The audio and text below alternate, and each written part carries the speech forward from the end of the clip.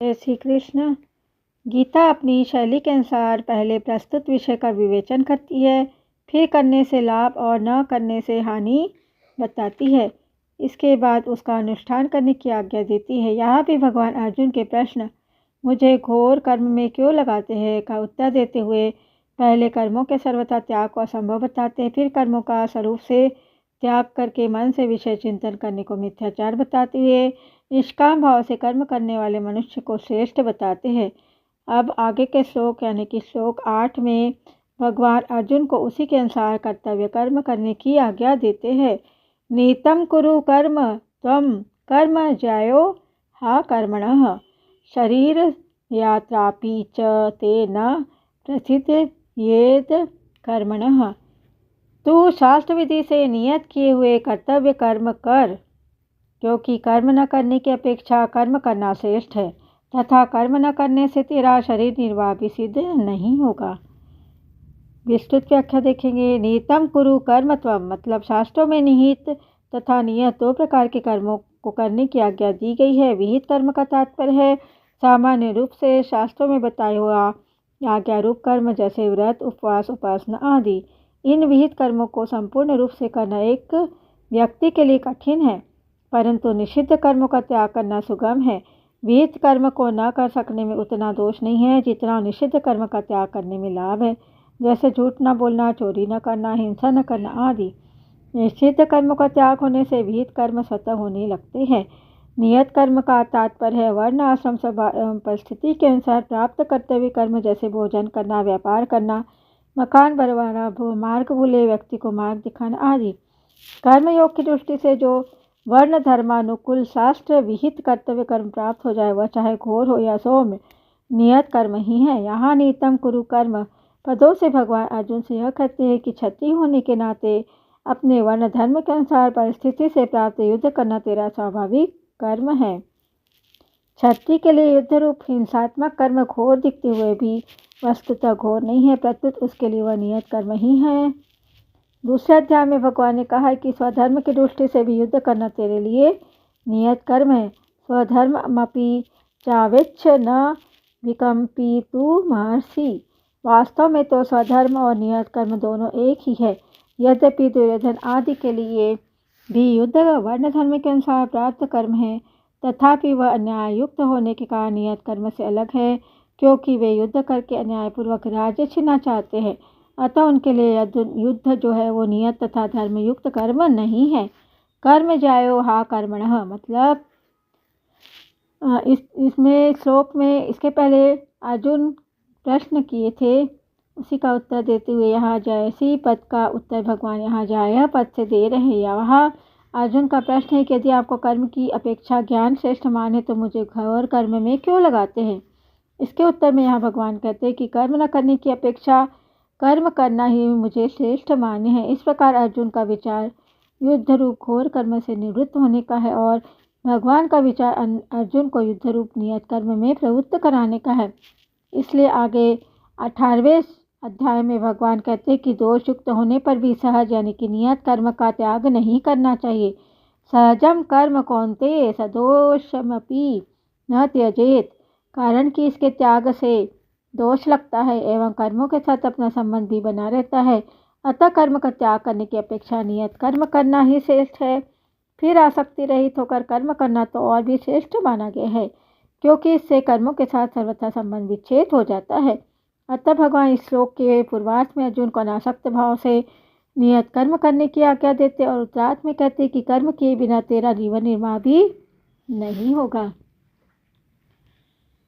कर्मयोग में कर्म ज्यायो हा कर्मणः यह भगवान का प्रधान सिद्धांत है। इसी को भगवान ने मा ते संकोष्ठ कर्मणि पदों से स्पष्ट किया है कि अर्जुन तेरी कर्म न करने में आसक्ति न हो।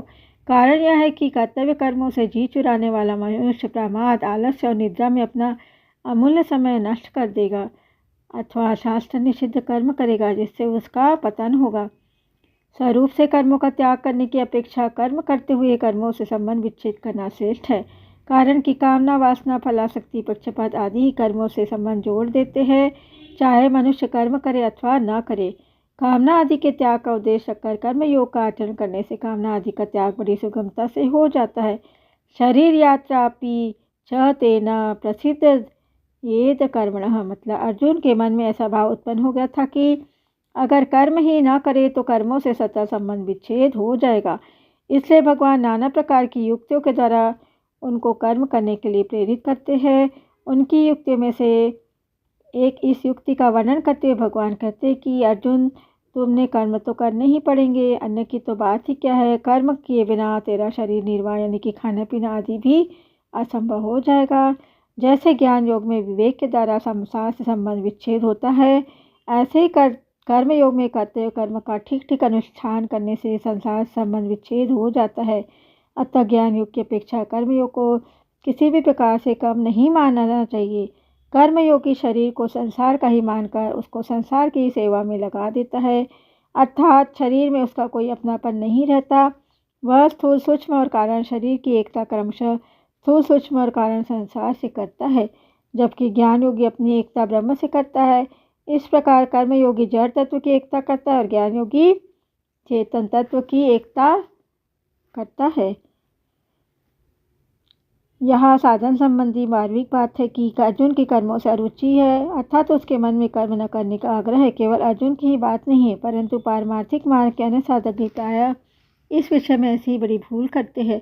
यद्यपि उनकी इच्छा साधन करने की रहती है और साधन करते भी है, तथापि वे अपनी मनचाही परिस्थिति, अनुकूलता और सुख बुद्धि भी साथ में रखते हैं, जो उनके साधन में महान बाधक होती है। जो साधक तत्व प्राप्ति में सुगमता ढूंढता है और उसे शीघ्र प्राप्त करना चाहता है, वह वास्तव में सुख का रागी है, न कि साधन का प्रेमी। जो सुगमता से तत्व प्राप्ति चाहता है उसे कठिनता सहनी पड़ती है, और जो शीघ्रता से तत्व प्राप्ति चाहता है उसे विलंब सहना पड़ता है। कारण कि सुगमता और शीघ्रता की इच्छा करने से साधक की दृष्टि साधन पर और न रहकर फल पर चली जाती है, जिससे साधना में उकताहट प्रतीत होती है और साध्य की प्राप्ति में विलंब भी होता है। जिसका यह दृढ़ निश्चय उद्देश्य होता है कि चाहे जैसे भी हो, मुझे तत्व की प्राप्ति होनी ही चाहिए, उसकी दृष्टि सुगमता और शीघ्रता पर नहीं जाती। तत्परता के साथ कार्य में लगा हुआ मनस्वी इस व्यक्ति जब अपने उद्देश्य की पूर्ति के लिए कमर कसकर लग जाता है, तब वह सुख और दुख की ओर नहीं देखता। साधक की तो बात ही क्या है, एक साधारण लोभी मनुष्य भी दुख की ओर नहीं देखता।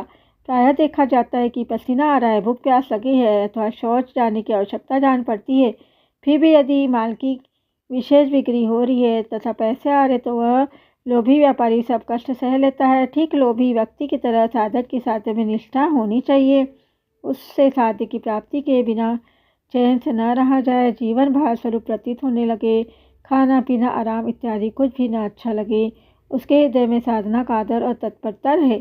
साध्य को प्राप्त करने की उत्कंठा होने में देरी तो असह्य होती है, पर जल्दी प्राप्त हो जाए यह इच्छा नहीं होती। उत्कंठा दूसरी बात है, शीघ्र मिलने की इच्छा दूसरी बात। आसक्ति पूर्वक साधन करने वाला साधक साधन में सुख भोग करता है और उसमें विलंब या बाधा लगने से उसे क्रोध आता है एवं साधन में दोष दृष्टि करता है। परंतु आदर और प्रेम पूर्वक साधन करने वाला साधक साधन में विलंब या बाधा लगने पर आर्त भाव से रोने लगता है और उसकी उत्कंठा और तेजी से बढ़ती है। यही शीघ्रता उत्कंठा में अंतर है। शीघ्रता से साधक का सुख सुविधा का भाव रहता है कि तत्व प्राप्ति शीघ्र हो जाए तो पीछे आराम करेंगे। इस प्रकार फल की दृष्टि रहने से साधक का आदर कम हो जाता है, परंतु उत्कंठा में साधक अपने साधन में ही आराम मानता है कि साधन के सिवा और करना ही क्या है, इससे बढ़िया और काम ही क्या है जिसे करे। अतः यही काम करना है, चाहे सुगमता से हो या कठिनता से, शीघ्रता से हो या देरी से। इसलिए उसकी पूरी शक्ति साधना में लग जाती है, जिससे उसको शीघ्रता से तत्व प्राप्ति हो जाती है। परंतु शीघ्रता से सिद्धि चाहने वाले साधक साध्य की प्राप्ति में देरी होने पर निराश भी हो सकता है। अतः साधक को साध्य से भी अधिक आदर साधन को देना चाहिए। जैसे कि माता पार्वती ने कहा है, जन्म कोटि लगी रगर हमारी, बरु शंभु न तरहु कुमारी, तजु न नारद कर उपदेशु, आपू कही सत बार महेशु। माता पार्वती के भावों में शीघ्रता नहीं है, इनमें तो साधन को साध्य से भी अधिक आदर दिया है। प्रस्तुत श्लोक में भगवान अर्जुन को निमित्त बनाकर साधकों को सावधान करते हैं कि उन्हें अपनी अनुकूलता तथा सुख बुद्धि का त्याग करके कर्तव्य कर्मों को करने में बड़ी तत्परता से लग जाना चाहिए। इस श्लोक का परिशिष्ट भाव है, निष्काम भाव से कर्म करने वाला कर्मयोगी केवल स्वरूप से कर्मों का त्याग करने वालों से अथवा सकाम भाव से कर्म करने वालों से श्रेष्ठ नहीं है, प्रत्युत ज्ञान योगी से भी श्रेष्ठ है। तयोस्तु कर्मन् संन्यासात् कर्मयोगी विशिष्यते। इसलिए भगवान प्रस्तुत प्रकरण में निष्काम भाव से कर्म करने पर विशेष जोर दे रहे हैं।